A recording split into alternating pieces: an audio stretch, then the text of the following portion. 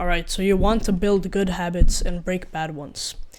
Now, today, I want to do a summary of this book, Atomic Habits by James Clear.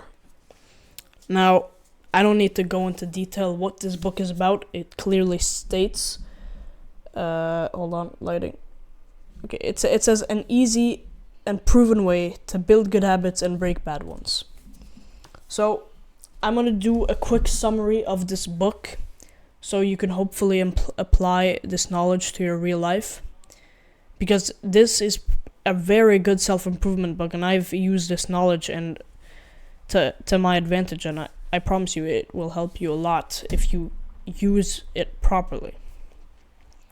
So, in Atomic Habits, the main thing it talks about is the 4 laws of behavior change. Now, these 4 laws are: make it obvious, make it attractive, make it easy, and make it satisfying. Those are the 4 laws. Now, you also have an inversion of the 4 laws, which is make it invisible, make it unattractive, make it difficult, and make it unsatisfying. So, if you're trying to break a bad habit, you're going to use the inversion. If you're trying to build a good habit, you're not going to use the inversion. You're going to use the regular, make it obvious. Yeah. So, I'm going to go over these 4 laws in detail, and I'm going to explain them as best as I can. Now, before I go over them, there are a few extra things I want to explain. So, in the book Atomic Habits, James Clear talks about having an accountability partner. Now, what that is basically someone, a friend or a family member or someone you know, who will hold you accountable to your habits and to your bad habits. So, for example, if you're trying to spend less time on your phone, you're constantly scrolling on it and whatever, you can ask a family member or friend if he can take your phone away and give it to you at a later time in the afternoon, for example.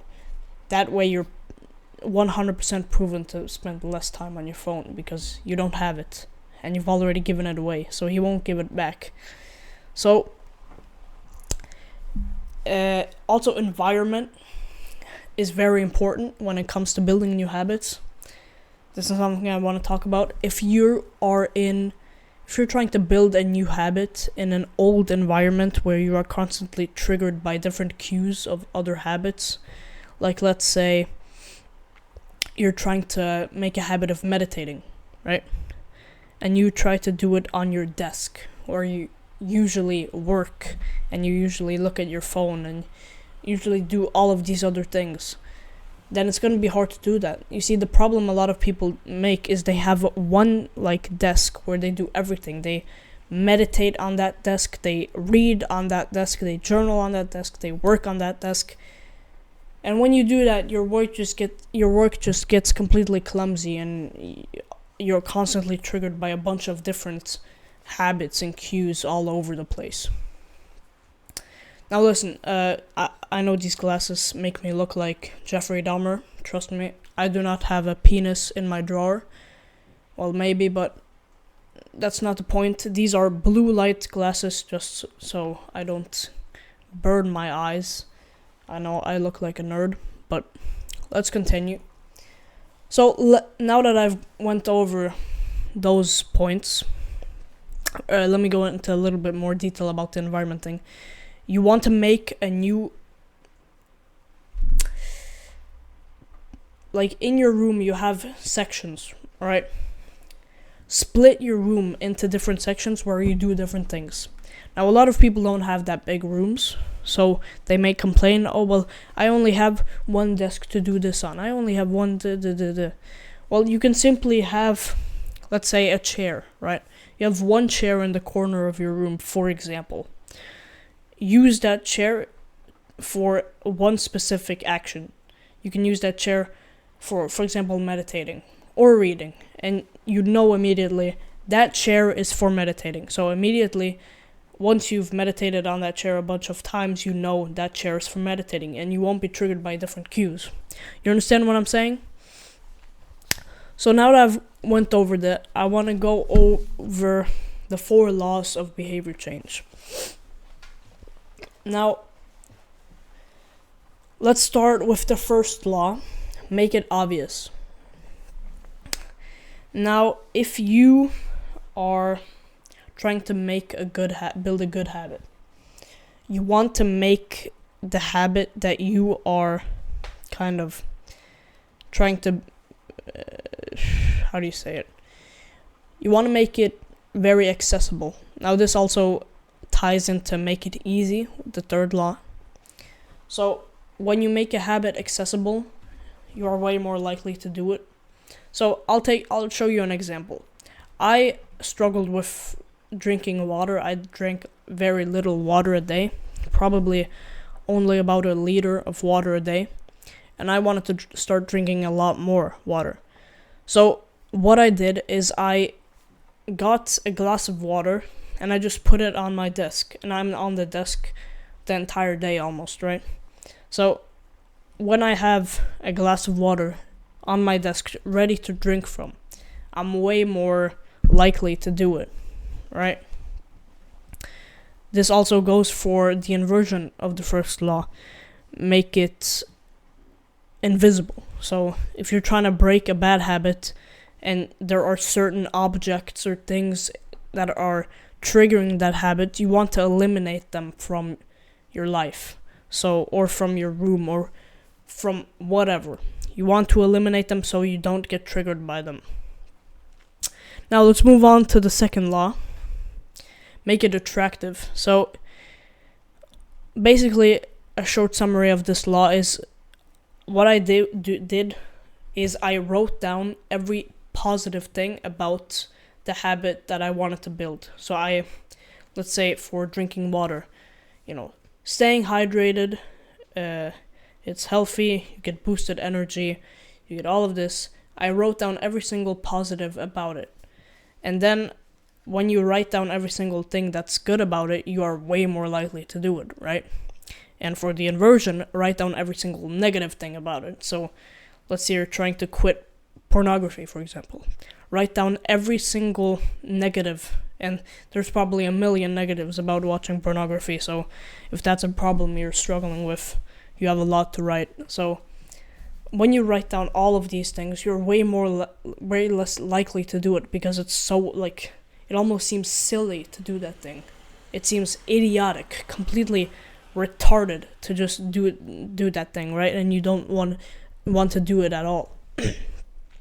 So the second law is actually extremely effective.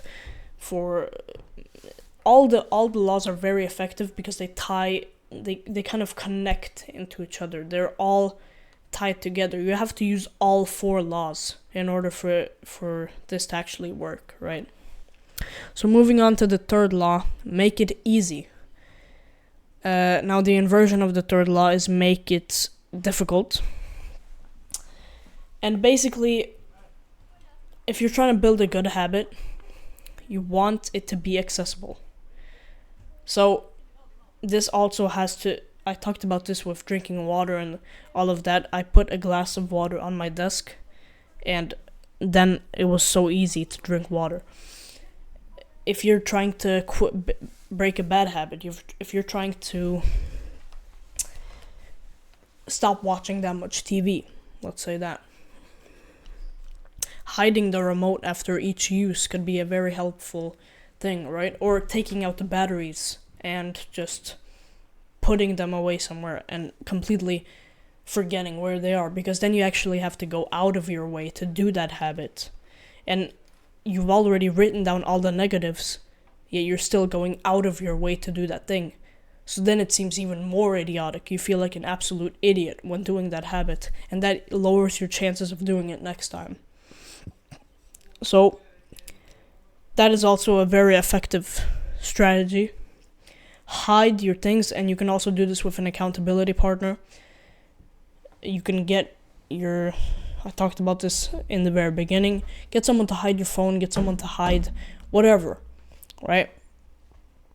Now, fourth law, which is the final law I'll be talking about today, which is make it satisfying. So basically, quick summary of that, you just want to make the habit rewarding.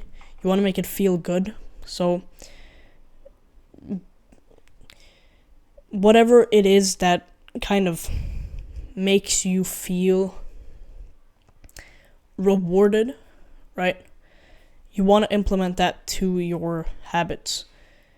And for making it unsatisfying, you could, for example, this is something in the book, it talks about a guy who, I don't remember exactly what he did, but basically, if he didn't wake up before 6 a.m., he would have to tweet out something about like, today I woke up at 6:05 because I'm a lazy person, and then like a link to something, and then he would basically punish himself for doing that bad habit.